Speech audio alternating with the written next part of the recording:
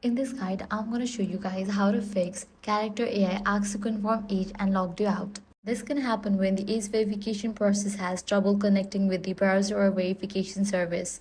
The easiest fix is to use the desktop version of the character AI.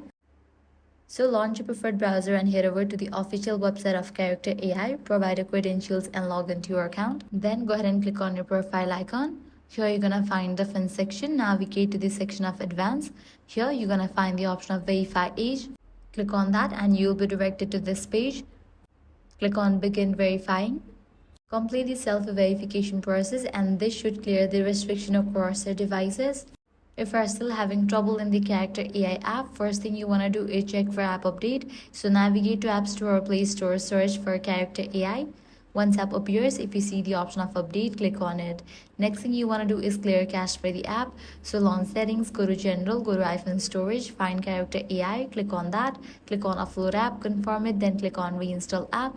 In case you are using Android device, press and hold on the app, select app info, go to storage and select clear cache and confirm it.